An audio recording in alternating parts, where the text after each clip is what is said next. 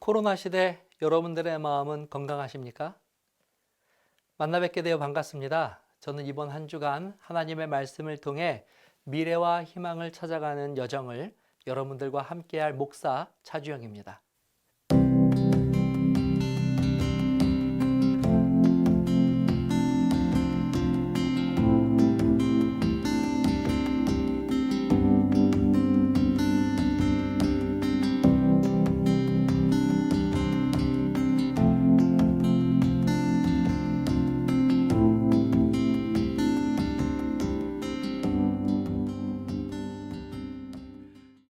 자, 여기 아주 독특한 시계가 하나 있습니다. 그런데 이 시계는 이름부터가 매우 공포스럽습니다. 왜냐하면 이 시계의 이름이 지구 종말의 시계이기 때문입니다. 그리고 이 시계가 더욱 두렵게 느껴지는 것은 이 종말의 시계가 써 있는 것처럼 2021년 1월에 불과 이 종말까지 100초밖에 남지 않았기 때문입니다.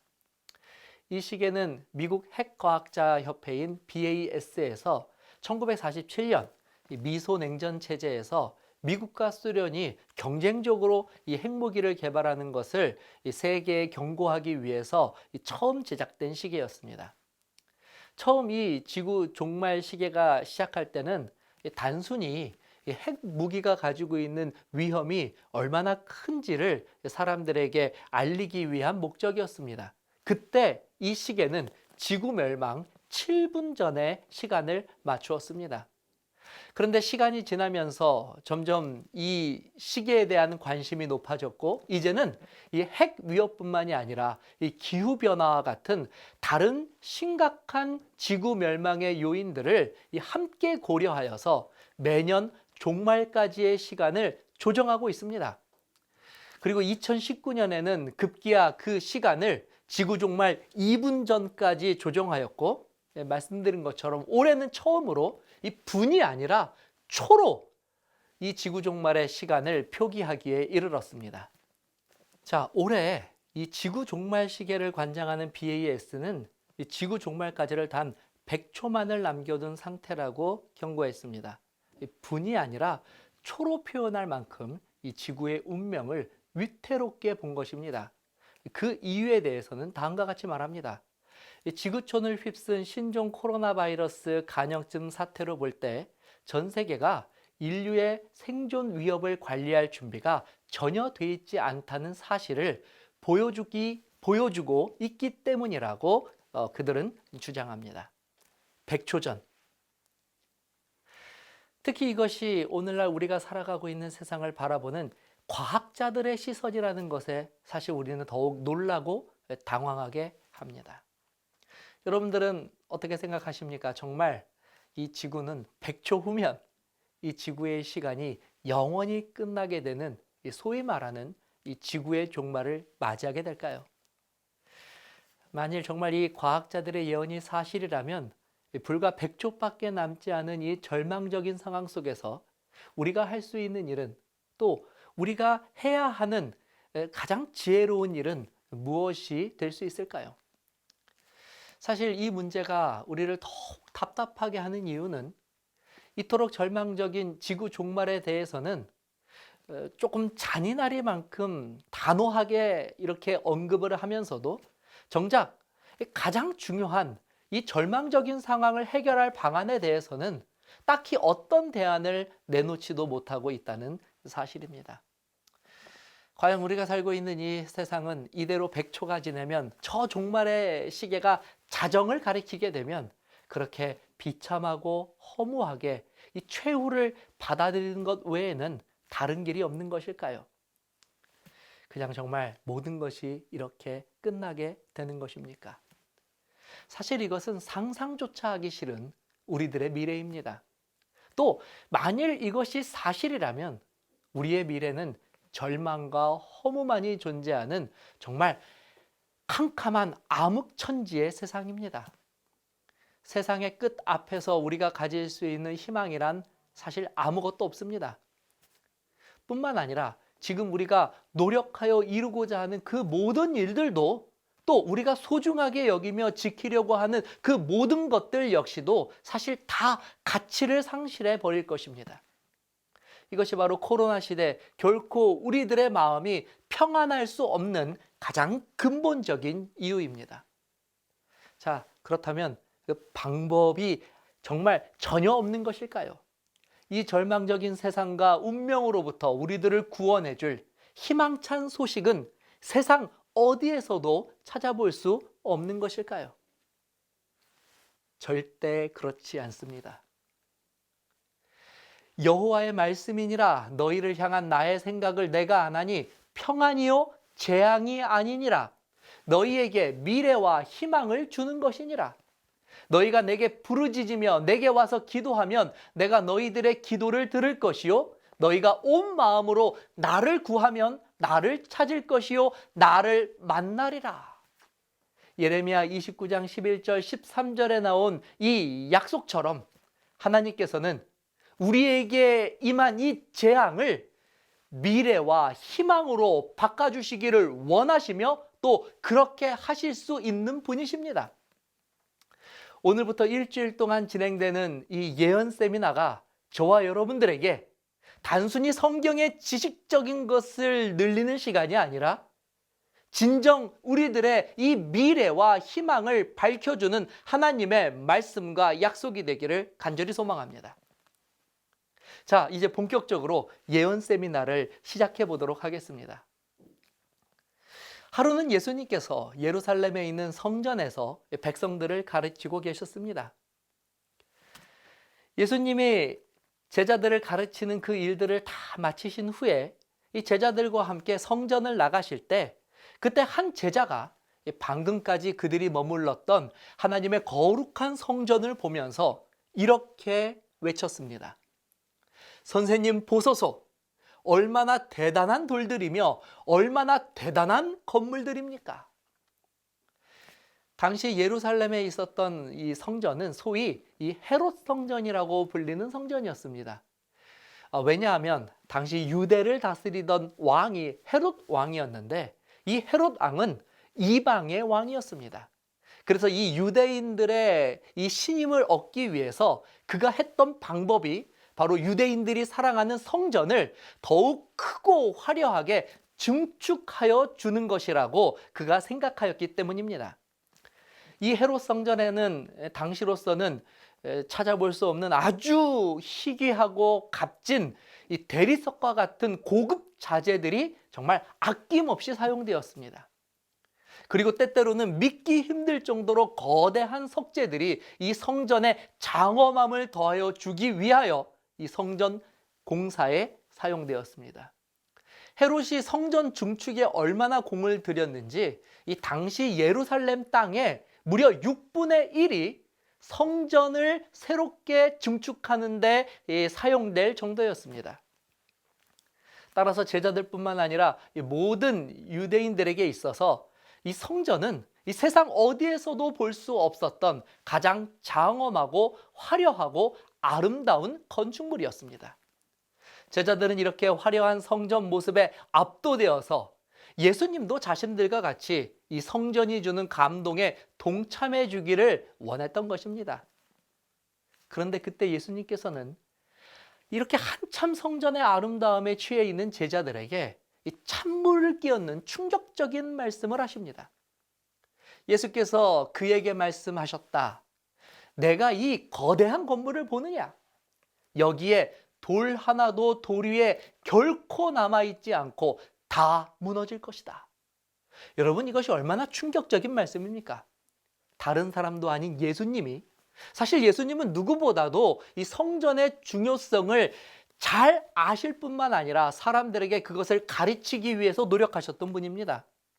한 번은 성전을 정결하시기 위하여 친히 예수님께서 이 회초리를 드실 만큼 또한 성전을 사랑하셨던 분입니다. 그런데 이렇게 성전을 아끼셨던 분의 그 입술에서 이 성전이 돌 위에 돌 하나도 남지 않고 다 무너져 내릴 것이라고 하는 선포는 분명 제자들을 크게 당황하게 하고 또 근심하게 만들었을 것이 분명합니다. 도대체 왜 예수님께서는 하필 성전에 대해서 이런 저주에 가까운 말씀을 하신 것일까요? 혹시 이것은 예수님께서 즐겨 사용하시던 어떤 교훈을 말씀하시기 위해서 의도하신 이 비유나 상징은 아니었을까요? 만약에 그것이 아니라면 여러분 어떻게 이렇게 거대하고 장엄한 돌들로 지어진 이 견고한 성이 실제로 돌 위에 돌 하나도 남기지 않고 그렇게 무너지는 일이 어떻게 발생하겠습니까? 여러분 이것은 예언이겠습니까? 아니면 비유이겠습니까? 결국 그날 이 예수님의 말씀에 충격을 받은 몇몇 제자들이 그 궁금증을 찾지 못하고 예수님을 찾아왔습니다. 그리고 예수님에게 그 말씀하신 의미가 무엇인지 직접 물어보았습니다. 예수께서 감난산 위에 앉으셨을 때에 제자들이 조용히 와서 이르되 우리에게 이르소서 어느 때에 이런 일이 있겠사오며 언제 이런 일이 일어나겠습니까? 제자들은 예수님에게 급히 답변을 요청하였습니다. 그때 예수님은 제자들에게 그들의 질문에 뜸을 들이지 않고 다음과 같이 답변하셨습니다. 그러므로 너희가 선지자 다니엘이 말한 바 멸망에 가증한 것이 거룩한 곳에 선 것을 보거든 읽는 자는 깨달을진저 그때에 유대에 있는 자들은 산으로 도망할지어다. 지붕 위에 있는 자는 집 안에 있는 물건을 가지러 내려가지 말며 밭에 있는 자는 겉옷을 가지러 뒤로 돌이키지 말지어다. 예수님께서는 이 제자들의 질문에 대략 한 600년 전에 기록된 다니엘서의 예언의 한 구절을 답변으로 주셨습니다. 이 예언에서 말하는 멸망에 가증한 것이 거룩한 것에 서는 날이 바로 예루살렘이 멸망하는 날이라고 선포하신 것입니다. 사실 이 말은 너무나 엄청난 그리고 다시 되돌릴 수 없는 선포가 되어버렸습니다. 정말 차라리 이 말씀이 예수님께서 지금까지 하셨던 어떤 영적 교훈을 위한 비유나 상징이었으면 참 좋았을 것을 예수님께서 하신 이 말씀은 결국 진짜로 예루살렘이 돌 위에 돌 하나도 남지 않고 멸망하게 된다고 하는 그 사실을 선포하신 것이 되는 것입니다. 자, 그럼 정말 이런 일이 일어나겠습니까? 사실 우리는 이 내용을 잘 몰라도 지금 이 말씀을 듣는 저와 여러분들은 어느 정도 예수님의 이 말씀에 긍정적인 태도를 보일 수 있습니다. 그것은 우리가 이미 어느 정도 예수님에 대한 존경과 믿음을 가지고 있기 때문이죠. 하지만 당시 예수님께서 이 말씀을 하실 때만 해도 전혀 이 말에는 조금도 신빙성을 가질 수 있을 만한 요소가 없었습니다. 자, 우선 이 말씀을 하신 분이 누구십니까?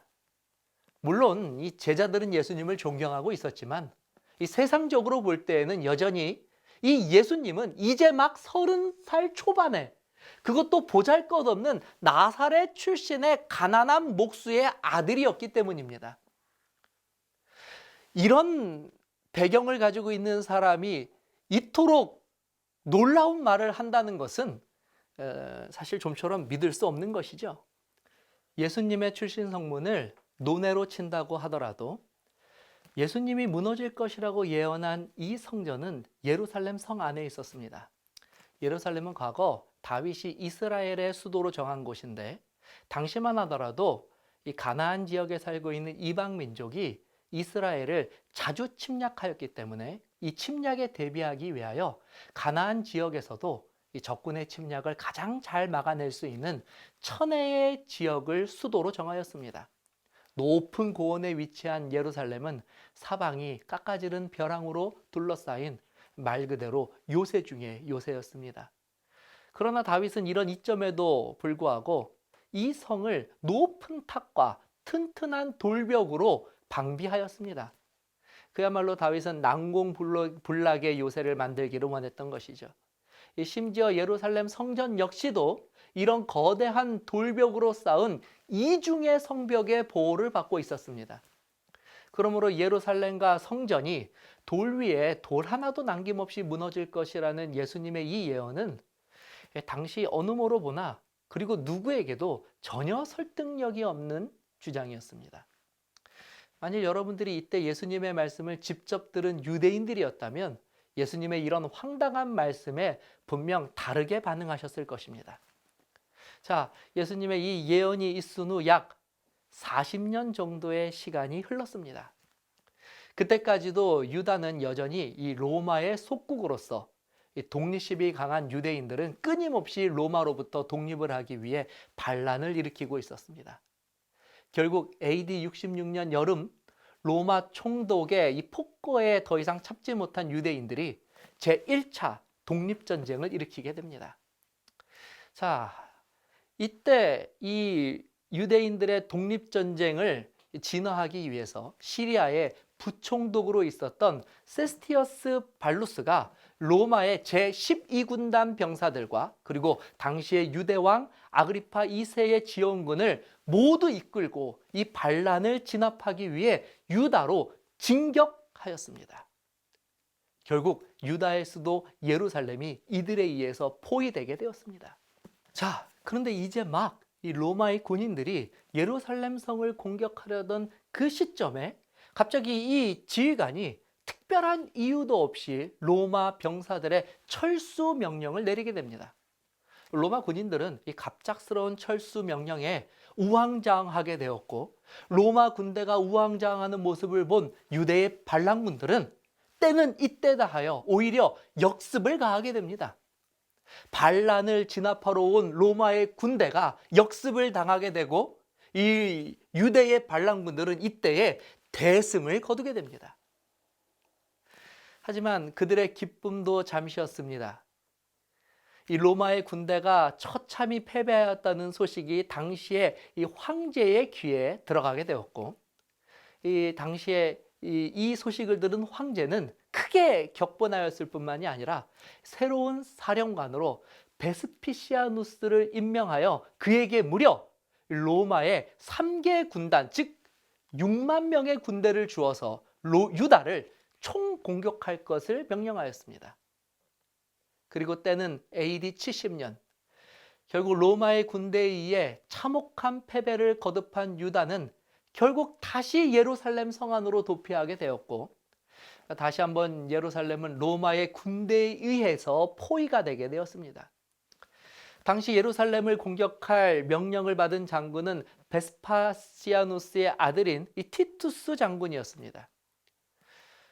물론 그가 이 황제의 명령을 받고 유대를 공격하러 왔지만 그도 자신의 눈앞에 있는 장엄하고 아름다운 예루살렘과 성전을 보면서 사실 그의 마음속에는 그것들을 파괴할 마음이 별로 들지 않았습니다.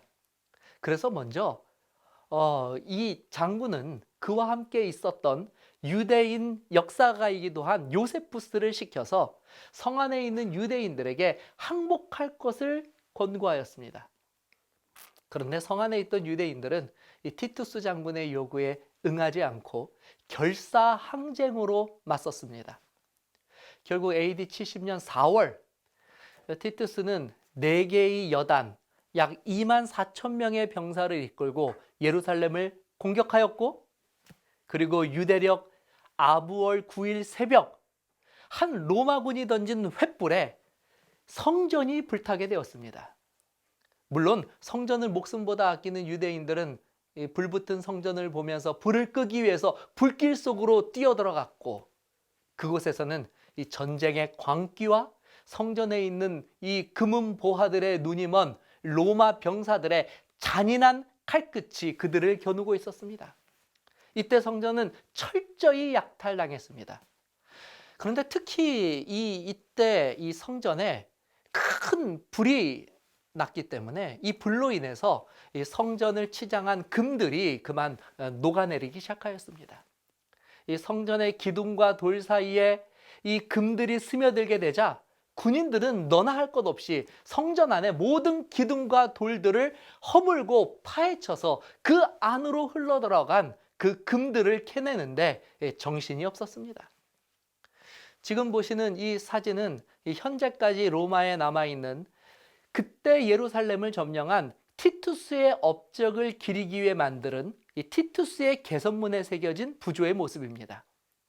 이 개선문에는 당시 티투스가 병사들과 함께 이 성전의 기물들을 훔쳐가는 모습들과 이로 인해서 무너져 내리는 성전의 모습이 생생하게 역사적 기록으로 남아 있습니다. 자, 결국 이 예수님의 예언이 불과 40년도 되지 않아 모든 사람들이 절대 불가능하다고 여겼던 그 일이 이렇게 성취가 되고 만 것입니다. 심지어 돌 위에 돌 하나도 남지 않겠다는 그 말씀이 그 단어 하나까지도 모두 그대로 이루어졌습니다. 그런데 사실 아직 놀라기는 이릅니다. 다시 40년 전 예수님께서 하신 그 예언으로 좀 돌아가 보도록 하겠습니다. 그러므로 너희가 선지자 다니엘이 말한 바 멸망에 가증한 것이 거룩한 것에 선 것을 보거든 읽는 자는 깨달을진저 그때의 유대에 있는 자들은 산으로 도망할지어다.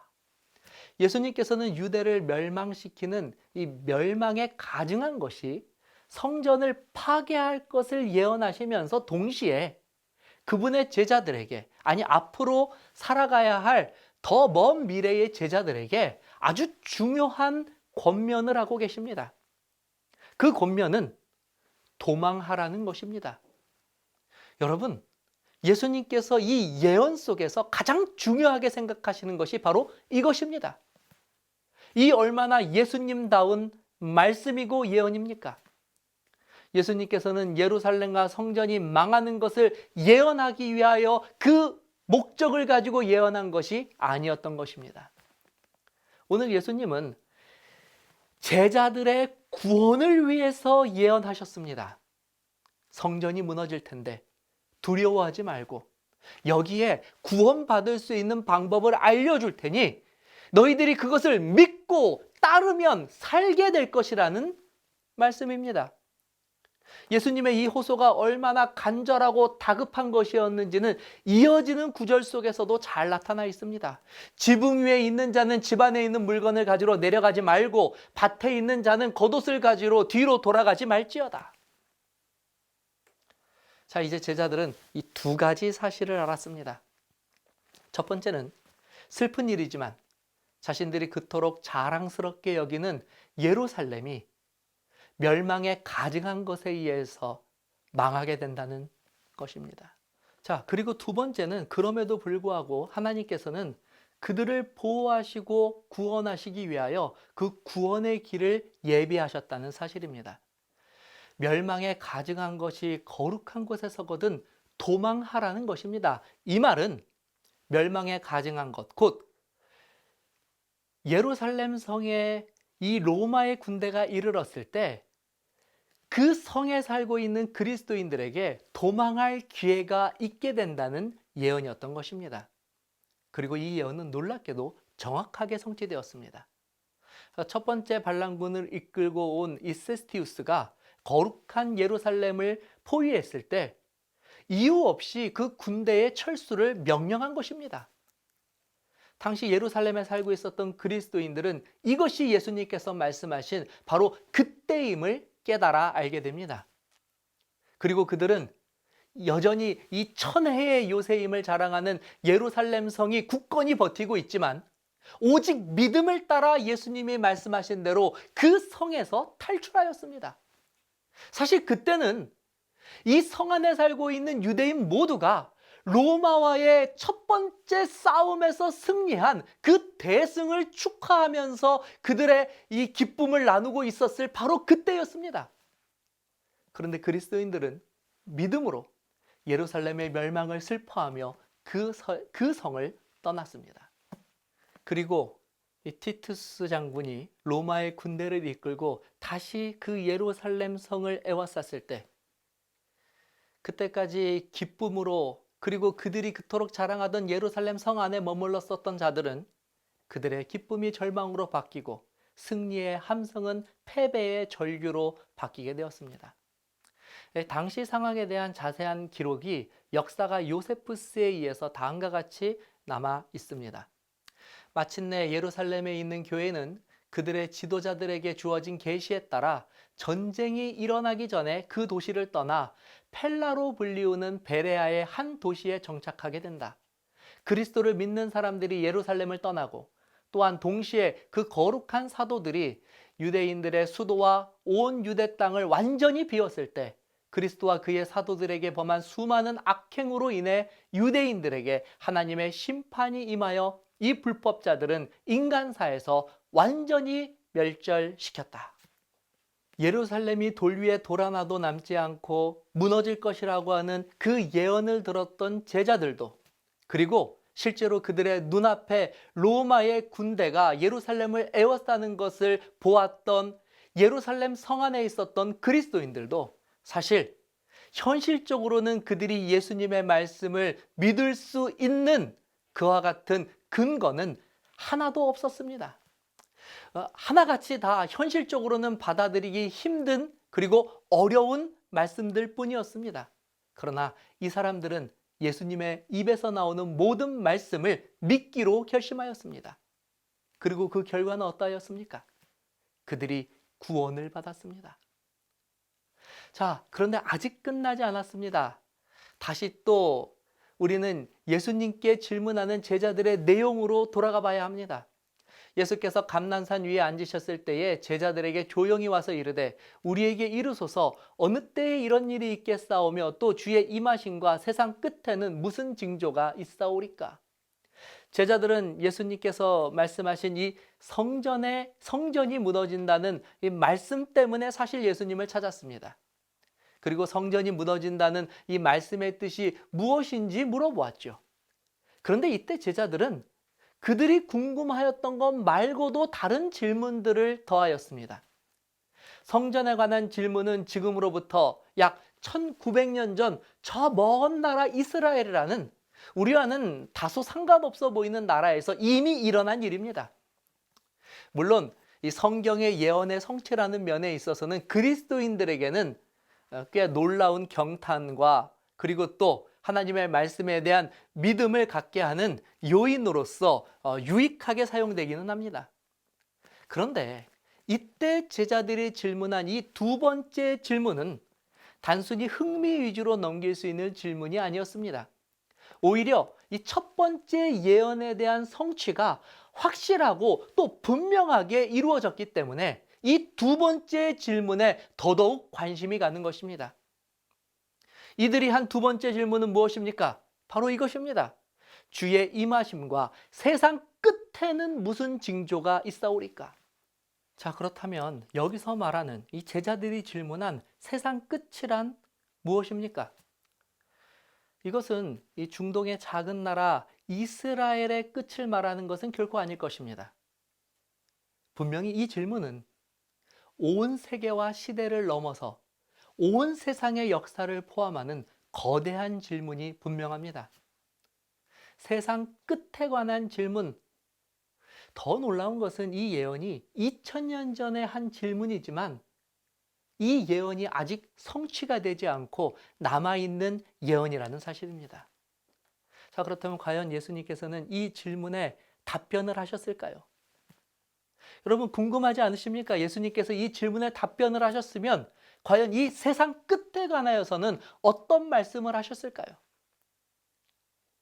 예루살렘이 멸망할 때 제자들의 구원을 위하여 예수님께서 말씀을 주신 것처럼 그렇다면 이 세상 끝에도 하나님의 백성들이 구원을 받을 수 있는 어떤 새로운 구원의 길을 더하여서 우리들에게 말씀하여 주셨을까요? 내일 이 시간 예수님께서 이 질문에 답하실 것입니다. 우리는 시대와 국가를 넘어서는 가장 위대한 예언을 내일 이 시간 만나게 될 것입니다. 하지만 오늘 시간을 마치기에 앞서 이것 한 가지는 우리가 분명하게 서로 확인하고 넘어가야 할 것입니다. 예수님께서는 당시 유대인들을 구원하시기 위하여 이 예언을 주셨던 것처럼 분명 이 마지막 세상 끝에서도 이 세상의 끝을 맞이할 수밖에 없는 하나님의 백성들을 위하여서 그들의 미래와 희망이 되는 하나님의 예언을 분명히 우리에게 주셨을 것이라는 것입니다. 자, 놀라운 예언의 이야기들이 내일 계속하여 이어집니다. 감사합니다.